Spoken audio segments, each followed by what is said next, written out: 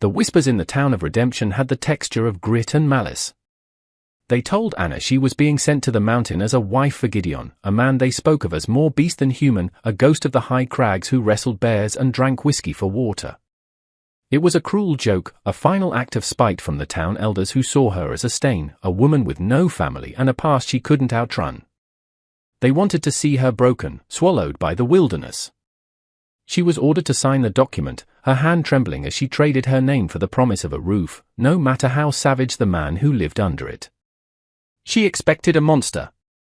She braced for a life of fear, a penance paid in a desolate cabin. So when the supply wagon finally creaked to a halt at the base of the trail, and the cabin door swung open, she held her breath, preparing for the roar, the stench, the brutish form of Gideon. Instead, a different man stepped out. He was tall and broad-shouldered like a mountain man ought to be, but the wilderness had not made him wild, it had hollowed him out. His eyes, the color of a winter sky, were vacant, haunted by a grief so profound it seemed to leach the color from the world around him. This was not the beast she was promised. This was his brother, Caleb. He did not look at her. He looked through her, his gaze fixed on some distant, painful memory. He took the paper from the driver, his signature a swift, angry slash of ink. A transaction. He had paid for a housekeeper, a caretaker for his child. The town had paid for a cruel joke. Anna, caught in the middle, was simply baggage. She climbed into the back of his wagon without a word, her small bundle of belongings held tight in her lap, the whispers of the town finally fading behind her as they began the silent, arduous journey up the mountain. The path to Caleb's homestead was less a road and more a scar carved into the stone flesh of the mountain. Every jolt of the wagon, every groan of the axles, seemed to echo the silent misery of the man driving it. Anna watched the back of his head, the rigid line of his shoulders a testament to the walls he had built around his heart. The air grew thinner, colder, scented with pine and an immense, lonely quiet. When they finally arrived, the cabin stood like a gravestone against the bruised twilight sky. It was well built, with strong logs and a sturdy stone chimney, but it was a place devoid of life. No smoke curled from the chimney, no light glowed in the windows. It was a shell. As Caleb unloaded her meager bag, the door creaked open and a small face, framed by a cascade of tangled dark hair, peeked out.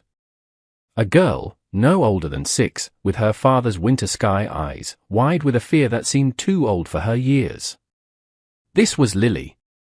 Caleb gestured for Anna to enter, his first and only communication since the journey began. The inside of the cabin was a portrait of neglect. A fine layer of dust coated every surface, a shroud over what was once a home. A cold hearth, choked with grey ash, sat at its center. Dishes were piled in a basin, and a man's coat lay discarded over a chair, frozen in the shape of a slump. It wasn't a home, it was a place where a man and a child were waiting to fade away. Anna understood then that the cruelty of the town's joke was not in the man she was sent to, but in the profound, suffocating sorrow she was now contracted to inhabit. She was not a wife, not even a servant, but a witness to the slow, silent death of a family. In the days that followed, Anna moved through the cabin like a ghost with a purpose. She did not speak, for there were no words that could fill the chasm of grief that defined the space. Instead, she let her hands do the talking. She began with the hearth. She swept out the old, cold ash, her movements methodical, respectful, as if tending to a grave. She laid a new fire, and for the first time in what felt like an eternity, a flicker of warmth and light pushed back against the encroaching shadows. Orange light danced on the dusty floorboards, revealing the geography of long-held sorrow. She then turned to the rest of the house, her silence a gentle counterpoint to the howling wind outside. She washed the dishes, the clink of pottery a small, defiant sound in the oppressive quiet. She aired out the stale blankets, beating the dust from them until they smelled of pine and cold mountain air. In a dusty corner, she found a half-finished quilt, its intricate pattern of interlocking stars abandoned mid-stitch. A woman's work. A life interrupted. Anna picked it up, her fingers tracing the faded colors. She found a needle and thread in a forgotten sewing basket and, sitting by the newly lit fire, she began to stitch. She didn't try to mimic the original hand, she added her own neat, simple stitches, bridging the gap between what was and what could be. From his chair in the corner, Caleb watched her. His face remained a mask of indifference, but his eyes, those hollowed-out winter skies, followed the rhythmic dip and rise of the needle. He was watching her mend more than just a quilt. He was watching her mend the very fabric of his broken world, stitch by painful stitch. The first scent of real food to fill the cabin in months was that of a simple rabbit stew. Anna had found one of Caleb's traps sprung during a brief walk, the creature a small offering from the unforgiving mountain. She prepared it with the few wild herbs she could find, their roots clinging stubbornly to the frozen ground. The aroma of simmering broth, onion, and thyme was an alien presence in the home, a language of care and sustenance it had long forgotten. When she placed a bowl before Caleb, he stared at it as if it were a relic from another life. He picked up his spoon, his movement stiff, and took a tentative bite. He did not compliment it, did not offer a word of thanks, but he ate every last drop, the scraping of his spoon against the bottom of the wooden bowl the loudest sound in the room. Anna served Lily next, placing a smaller bowl before the child. Lily, who had been a silent observer of Anna's quiet campaign of domestic restoration, looked from the stew to Anna's face. She ate slowly, her large, solemn eyes never leaving Anna. The meal was consumed in the same heavy silence that had greeted her upon arrival, but something had shifted. It was no longer the silence of absence and neglect. It was the silence of consideration, of observation. It was the quiet of a seed buried deep in frozen earth, waiting for the first sign of a thaw. Later that evening, as Anna sat by the fire, continuing her work on the quilt, she felt a presence beside her. It was Lily, standing just at the edge of the firelight, her small hands clutching something to her chest. The child did not speak, but her steady gaze was a question, an assessment, a fragile tendril of curiosity reaching out across the cold, empty space that separated them all. The offering, when it came, was small and worn smooth by tiny, anxious hands. Lily stepped fully into the firelight, her bare feet silent on the wooden floorboards. She held out her hand, uncurling her fingers to reveal a small bird, crudely carved from a piece of pale pine. Its wings were uneven, its shape rudimentary, but it had been made with love. "Mama made birds," Lily whispered, her voice raspy from disuse. It was the first time she had spoken directly to Anna, the words a key turning in a long rusted lock. The silence that followed was thick with the weight of the girl's admission, a shared secret about the woman whose ghost still occupied every corner of the cabin. Anna looked from the bird to the child's searching eyes. She carefully set aside the quilt and held out her own hand, palm up. Lily hesitated for a heartbeat, then gently placed the wooden bird in Anna's palm. Anna's fingers closed around it, the wood still warm from the child's grasp. "It's beautiful," Anna said, her own voice soft. "Thank you." That small exchange was a bridge. It was the first stone laid across the chasm of their shared loneliness. Later that week, as a storm began to gather on the horizon, rattling the window panes, Lily found Anna folding a freshly mended shirt of Caleb's. The child stood close, her presence no longer tentative. She looked around the cabin, at the clean floors, the warm hearth, the scent of fresh pine boughs Anna had placed on the mantel. "Are you staying to fix the quiet?" Lily asked. The question was so simple, so profoundly innocent, it struck the air like a chime. Caleb, who had been cleaning a rifle by the door, went still. His hands froze, his head bowed. Anna saw the muscles in his jaw clench. The child's question hadn't just been for her. It was an arrow aimed straight at the heart of his grief, a plea from his own daughter to let the light back in. The storm did not just gather, it descended. It fell from the sky like a shroud of ice and fury, a physical manifestation of all the grief the cabin held. The wind shrieked, clawing at the logs with talons of frozen air.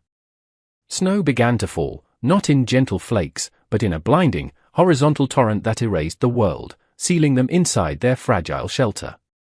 The mountain, which had been a silent, stoic neighbor, was now a roaring beast intent on swallowing them whole. The world shrank to the four walls of the cabin, the fire in the hearth their only defense against the crushing cold. For 2 days, they were prisoners of the blizzard. The forced proximity was a crucible, burning away the comfortable distances they had maintained. The silence returned, but it was different now, charged with the tension of survival. Every howl of the wind seemed to scrape away another layer of Caleb's stoic facade, leaving him raw and exposed. He would stand for hours at the single window, staring into the white maelstrom as if searching for something he had lost out there. Anna knew he wasn't looking at the snow. He was looking at the memory of another storm, another loss.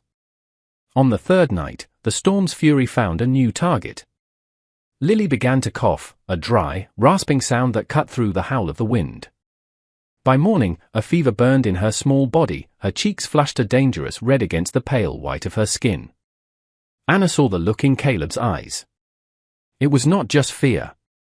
It was stark, undiluted terror. The terror of a man watching a nightmare he had already lived begin to unfold for a second time. He was frozen, trapped in the ice of his own memory. As Lily's fever climbed, Caleb became a statue of helpless despair. He stood by her small cot, his large hands clenched into useless fists, his face a mask of agony. He was lost in the past, seeing not his daughter, but his wife, slipping away from him in just such a storm, in this very room. The memory had paralyzed him, rendering him incapable of action. It was Anna who moved. A quiet strength, born of her own forgotten traumas, rose within her. She was no stranger to sickness and loss, and she would not stand by and watch this child be consumed by it. She gently moved Caleb aside, her touch on his arm a silent command. "Boil water," she said, her voice calm and steady, cutting through his panicked inertia. While he numbly obeyed, she retrieved the small bundle of dried herbs she had carried with her, a meager inheritance from a past she never spoke of. She crushed willow bark for the fever and steeped elderflower for the cough, the fragrant steam a small act of defiance against the sickness. She bathed Lily's forehead with cool water, her hands gentle, her whispers soothing.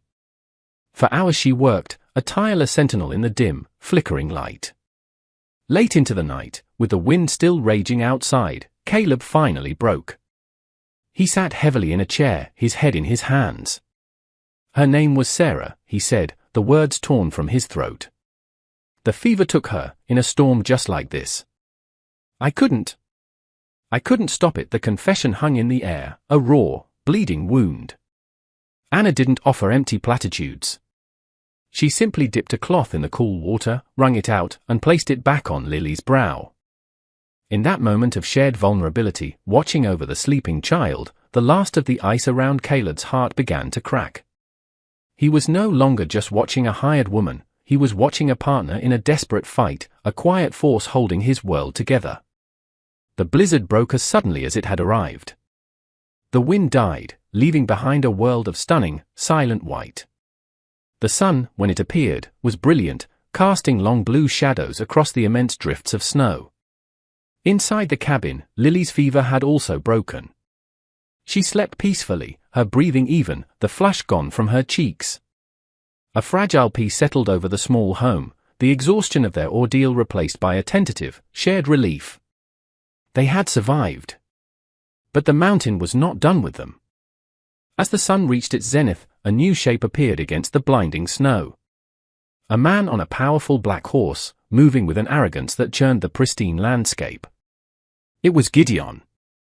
He was larger than Caleb, broader, with a wild, untamed beard and eyes that held a casual cruelty. He was the beast from the town's whispers, made real.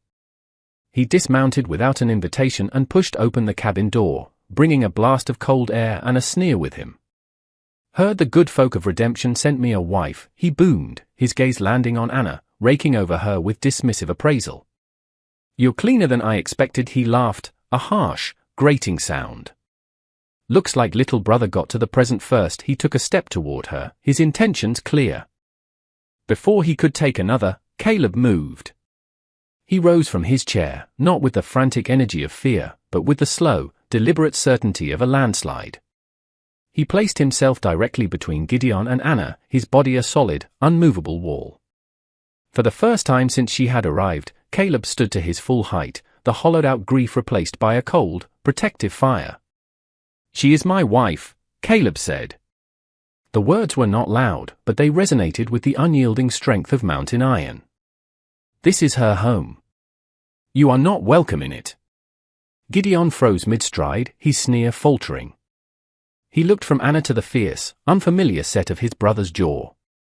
He had come expecting to taunt a broken man and claim a cast-off woman. He had not expected to find a fortress. He saw the shift in Caleb, the sudden spine of steel where there had only been sorrow.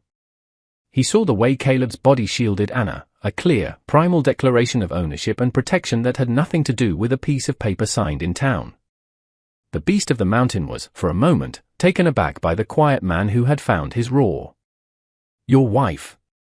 Gideon scoffed, trying to regain his footing, but the word sounded hollow even to his own ears. The truth of Caleb's statement was palpable in the small cabin.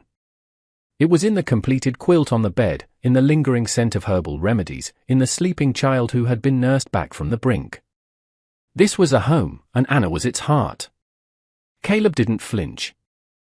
He just stood there, a silent sentinel, his eyes locked on his brother's. There was no anger in his gaze, only a simple, immutable fact. After a long, tense moment, Gideon let out a short, humorless laugh. He shook his head, turned without another word, and strode out of the cabin, mounting his horse and disappearing back into the blinding white. He had been defeated not by a threat of violence, but by the quiet, unshakable power of a family already formed. The crisis had passed. Caleb turned slowly, his gaze finding Anna's. The space between them, once a chasm of silence and grief, was now charged with a new, unspoken understanding. He walked toward her, his eyes holding hers, and reached out, not to touch her, but to take the mended shirt she was still holding. His fingers brushed against hers, a brief, electric touch that sent a jolt of warmth through her. In that single, fleeting contact, 1,000 words were spoken. He saw her. He finally, truly, saw her. The seasons turned on the mountain. The great thaw came, and the world was reborn in a riot of green and birdsong. The snow melted, feeding rushing creeks that sang a new song of life. Inside the cabin, a similar transformation had taken hold. The last of the shadows had been banished by the steady glow of the hearth and the clear light that now streamed through clean window panes. The air was thick with the scent of baking bread and drying wildflowers. The quilt Anna had finished now lay across the bed they shared, a tapestry of old and new, of sorrow mended and a future stitched together. Their life fell into a rhythm, as steady and natural as the rising sun. It was a life of shared work and comfortable silence, a silence that was no longer empty but full of understanding. Words were still sparse, but they were no longer needed. A glance across the dinner table, the passing of a tool, the simple act of him placing a log on the fire she had built, these were their conversations, their poetry. One sun-drenched afternoon, Anna stood in the doorway, watching Caleb as he sat on the porch steps. In his hands was a block of wood and his whittling knife. He was carving, his movements sure and practiced. He was not carving a bird this time, but a small, intricate flower, a mountain columbine. Lily played nearby, her laughter a constant, joyful melody against the whisper of the wind in the pines. She was no longer a pale, fearful ghost, but a vibrant child, her cheeks rosy with sun and happiness. Caleb finished his carving, the delicate wooden petals perfect in their detail. He looked up and saw Anna watching him, a soft smile on her face. He held it out to her, an offering. She walked to him and took it, her fingers closing over his for a moment longer than necessary. He did not pull away. His hand turned, capturing hers. It was a simple, profound gesture. A promise. He had paid for a stranger, the town had sent an outcast, but the mountain had given them both a home. Together, they had fixed the quiet.